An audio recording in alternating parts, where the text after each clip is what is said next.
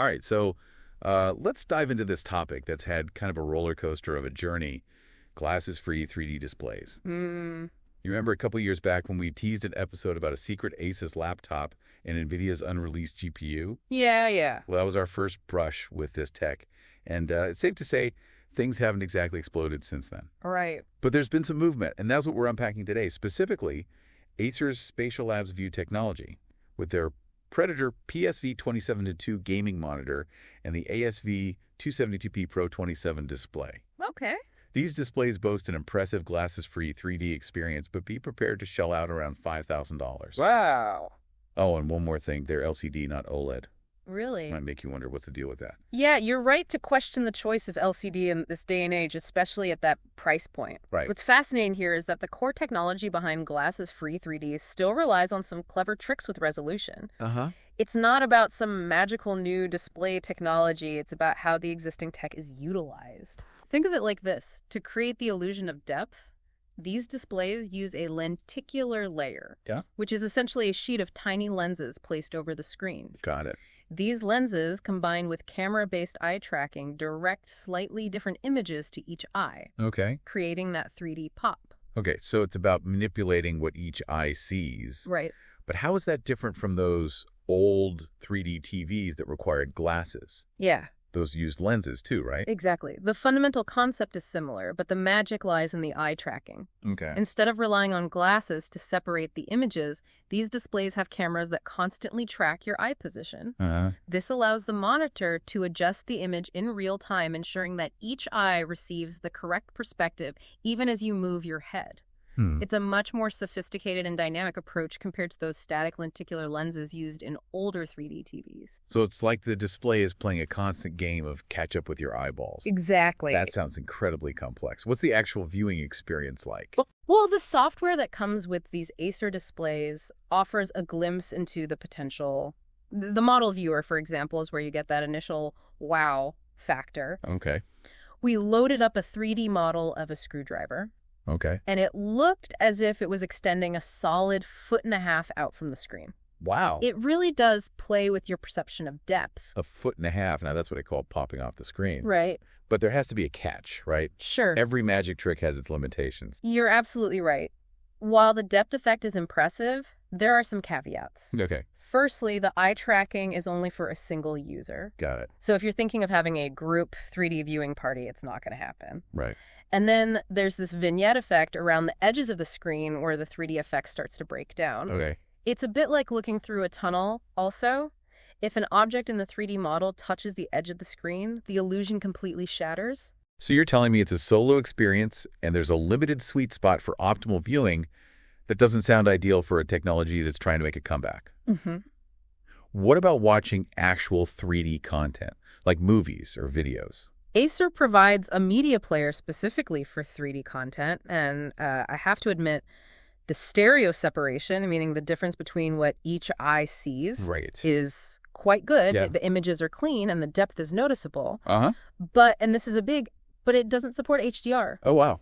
which for a display costing this much feels like a significant omission. No HDR. Yeah. That's a deal breaker for a lot of folks, especially for those used to the vibrant colors and contrast of HDR content. Yeah. Seems like a strange choice for Acer. So model viewing in 3D movies are one thing, Right. but let's be honest. The real test for 3D is gaming. Sure. How does it fare in that department? That's where things get interesting. And honestly, a bit messy. Acer has this software called TrueGame, which acts like a translator for games. It applies custom 3D profiles, essentially instructions on how to display the game in 3D. Right. To supported titles. The problem is there are only around 150 games supported. Oh, wow. And it relies entirely on game developers to create these profiles, so the library isn't exactly expanding at lightning speed. Hold on. Only 150 games. Yeah. That's a tiny fraction of the PC gaming library. Right. It seems like Acer's banking on some serious developer enthusiasm for this to work. Did you get a chance to test it out with any games? We did. We tried a couple of titles, starting with Lego Star Wars, which was on the supported list. Okay. Now, the game itself looked okay in 3D, but there was this hilarious glitch with the opening scrolling text. Oh. Because of the way the 3D effect works, the text kept getting awkwardly cut off by the screen's frame. Wait, so even with True Game, the experience isn't guaranteed to be smooth. That doesn't sound promising for a technology that's supposed to enhance gaming. It's a mixed bag, to put it mildly. Right. Some games like Trine looked fantastic in 3D. The depth added a whole new layer to the gameplay, and the visuals were stunning. Okay. But then you have cases like Lego Star Wars, where the glitches completely pull you out of the experience. So it sounds like even with dedicated software, glasses-free 3D gaming is still hit or miss. What about all the games that aren't supported by True Game? Is there any way to experience those in 3D? There is, but it involves a bit of a workaround. ACER has another software called Spatial Labs Go, Okay. which tries to bridge the gap for unsupported games. Uh-huh. It uses two methods, either side-by-side stereo rendering, which basically means displaying two slightly different images side-by-side, Right. or it injects shaders, which are little bits of code that manipulate the game's graphics to create the 3D effect. Okay, so it's like hacking the game to make it 3D sounds risky. Did you test it out with any games? We did. We fired up Risk of Rain 2 using Spatial Labs Go. Okay. And while it did add a sense of depth to the gameplay, Uh-huh. there were some downsides. The most noticeable was some pretty bad screen tearing. Oh, screen tearing. That's never a good sign. Yep. So it sounds like the overall gaming experience with these Acer displays is, well, a work in progress. To be generous, is it even worth the hefty price tag, especially when you consider how affordable and immersive VR headsets have become? That's a valid question, and honestly, it's one we wrestled with throughout our testing. The 3D effect is undeniably cool, but the limitations, the glitches, and the lack of consistent support make it hard to justify the cost, especially when you compare it to the seamless immersion offered by VR. So we've got a mixed bag of experiences here. Impressive visuals, but limited functionality and some questionable design choices. This whole thing is starting to sound a bit like a head-scratcher. Yeah. And we haven't even touched on the curious case of the Pro model yet. Ah, yes, the Pro model conundrum. That's a whole other can of worms we need to unpack. So let's crack that can open in part 2 of our deep dive into the world of glasses-free 3D. Stay tuned. You know, as we delve deeper into this Pro model mystery, it's worth taking a step back and looking at the broader picture of glasses-free 3D's journey. This technology has seen its fair share of hype and disappointment over the years. Remember those 3D TVs that were all the rage a while back? Oh, yeah, I remember those. They were everywhere for like a hot minute, and then they just vanished. What happened there? Well, there were a few contributing factors. The Oh. glasses were a major pain point, bulky, uncomfortable, and let's be honest, not the most stylish accessory. Right. The content was also limited. Not a lot of movies or TV shows were released in 3D. Yeah. And the ones that were often felt like a forced gimmick rather than a natural fit for the technology. And I recall the 3D effect itself being hit or miss. Yeah. Sometimes it was immersive and impressive, but other times it felt like just a blurry mess that gave you a headache. Exactly. It's almost like the industry tried to force a technology before it was truly ready for prime time. Right. And consumers weren't buying it literally, but it feels like glasses-free 3D is trying to make a comeback, albeit in a more niche market. Yeah. These ACER displays, with their hefty price tag and focus on features like True Game, seem to be targeting a specific audience. Real- Professionals and hardcore enthusiasts willing to pay a premium for the cutting edge. It's an interesting strategy, almost like they're sidestepping the mass market and focusing on proving the technology's value in specific fields. Right. But this whole pro model situation throws a wrench into that strategy, doesn't it? It does indeed. You'd think a pro model would be packed with all the bells and whistles, especially for gaming if that's their target audience. Right. But here's the kicker. The Pro model, the ASV 272p Pro 27, doesn't support True Game at all. Wait, seriously, that makes absolutely no sense. Why would Acer exclude the gaming-focused feature from their Pro model, especially when the non-Pro version, which is presumably aimed at a less demanding audience, has it? It's a baffling decision, to say the least, instead of Yeah. True Game. The Pro model has this thing called the Spatial Labs Experience Center Pro, which is packed with developer tools and support for game engines like Unity and Unreal. So it's geared towards content creation rather than consumption? That seems to be the case, which makes the Pro branding even more confusing. It's like Acer is marketing this display for professionals who want to develop 3D experiences, but they're excluding the very feature that allows you to actually experience those 3D games with optimal performance.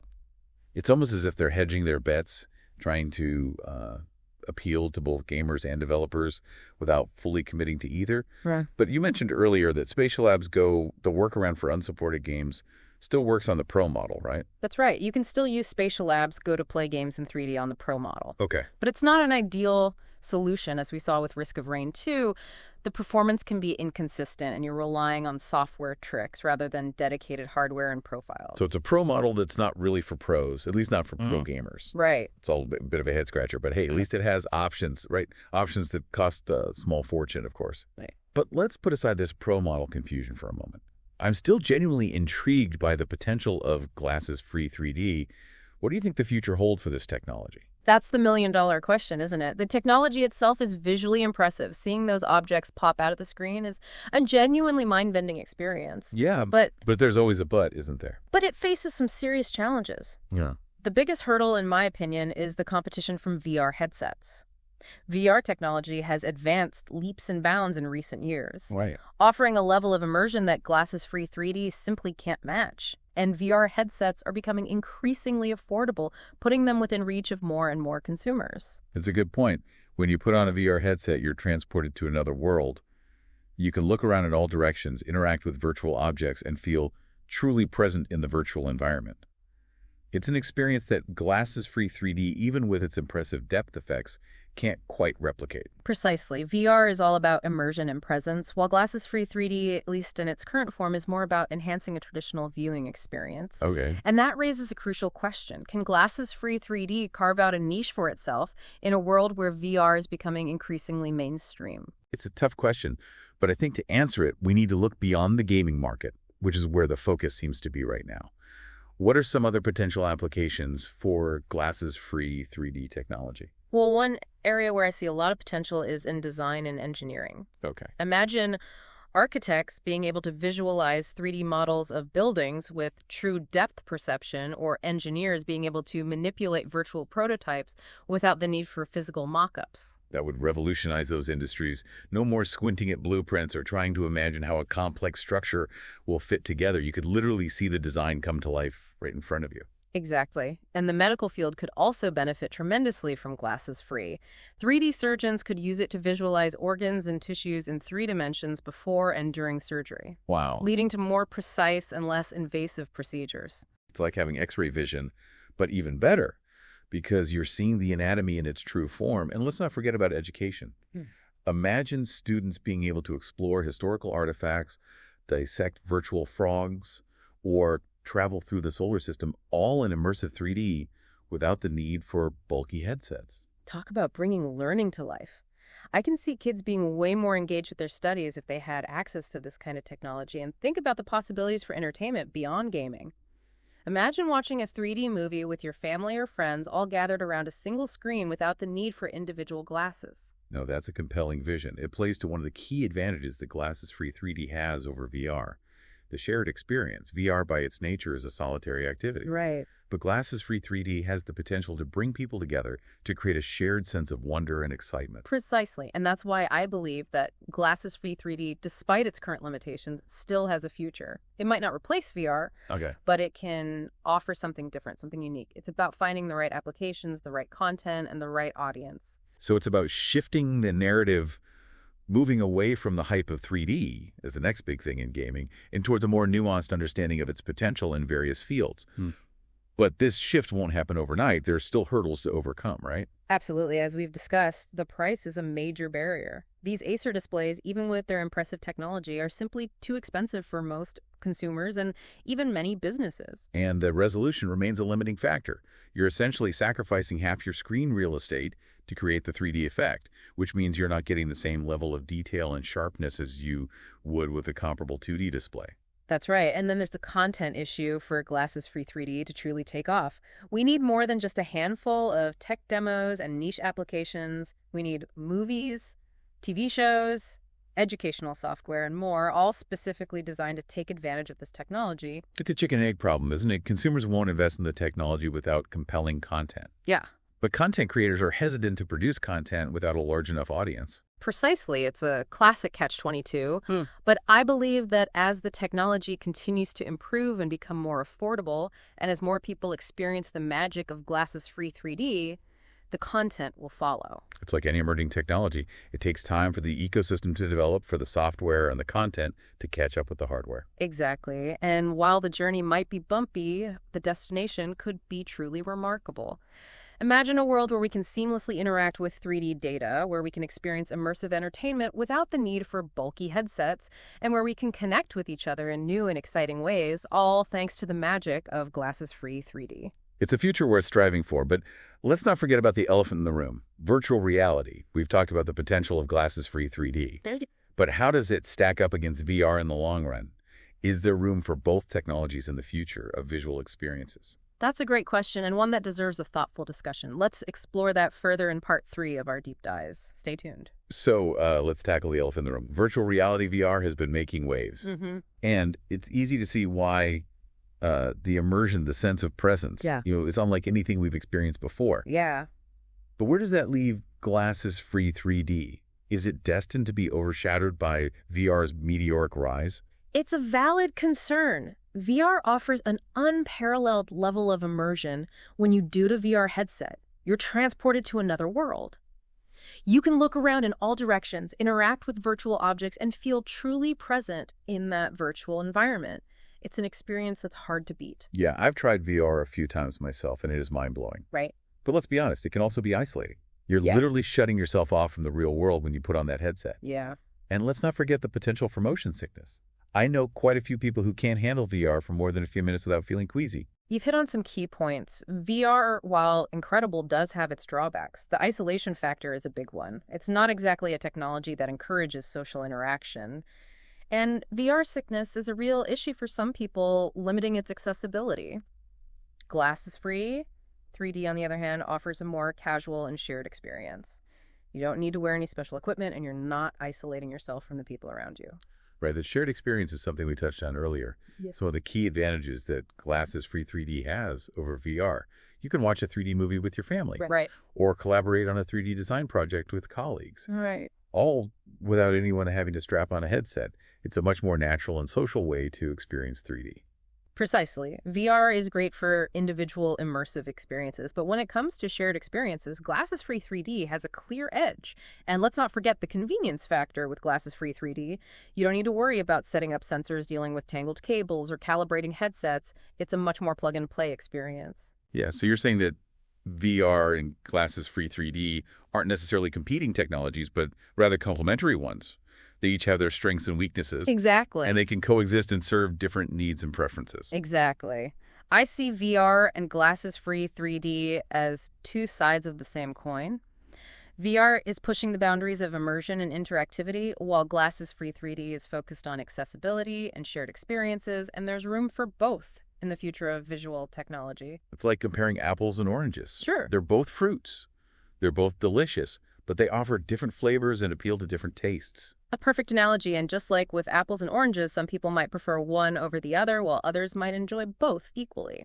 But let's not forget about another player in this field, augmented reality, or AR. You're right. How does AR fit into this equation? AR is a fascinating beast. It overlays digital information onto the real world using devices like smartphones, tablets, or those futuristic-looking AR glasses that companies are starting to develop. Like Pokemon Go, right? That game took the world by storm a few years back, and it was a great example of how AR can blend the virtual and real worlds in a fun and engaging way. Exactly. Pokemon Go showed us a glimpse of AR's potential, but we're still in the early stages of this technology.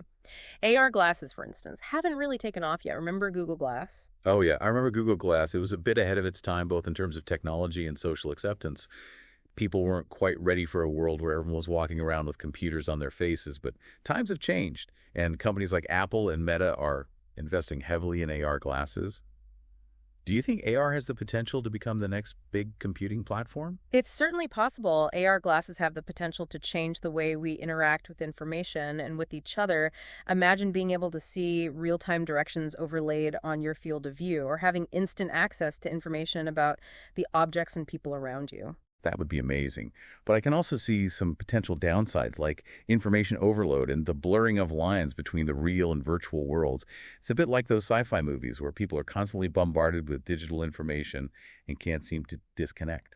Those are valid concerns, and it's important to have these conversations about the potential impact of technology before it becomes ubiquitous. But I'm cautiously optimistic about AR's potential. I think it can enhance our lives in many ways, from improving productivity to fostering new forms of creativity and connection. So I've got VR, glasses-free, 3D, and AR, all vying for a place in the future of visual technology. It's an exciting and somewhat overwhelming time to be a tech enthusiast. It certainly is, and it's anyone's guess which technology will ultimately prevail. But one thing is for sure, the way we consume and interact with visual content is rapidly evolving, and it's going to be fascinating to see where this evolution takes us. We've covered a lot of ground today. We've explored the ins and outs of glasses-free 3D, debated its pros and cons, and pondered its place in a world where VR and AR are rapidly gaining traction. But before we wrap things up, I want to leave you with a final thought. Okay, a parting shot of wisdom, perhaps. You could say that as we've seen, glasses-free 3D faces some significant challenges. The price needs to come down, the resolution needs to go up, and we need more compelling content that showcases the unique advantages of this technology. And it needs to find its niche, its killer apps, something that truly differentiates it from VR and AR. Exactly, and that's where I think the focus on shared experiences is key. Glasses-free 3D has the potential to bring people together in a way that VR simply can't. No. It's about creating experiences that are not only visually impressive, but also socially engaging and collaborative. Imagine a world where families gather around a glasses-free 3D TV to watch movies together, Yeah. where students collaborate on projects using holographic displays, or where designers work side by side on 3D models, all without the need for individual headsets. That's a powerful vision, and it's one that I believe is worth striving for, because at the end of the day, technology is about more than just pixels and processing power. It's about connecting with each other, sharing experiences, and making the world a more engaging and enjoyable place. Beautifully said. And on that note, I think it's time for us to sign off.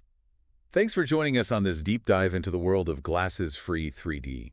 We hope you found it informative and thought-provoking, and as always, keep exploring, keep questioning, and keep pushing the boundaries of what's possible. Until next time, stay curious. And thanks for listening to The Deep Dive TAVE.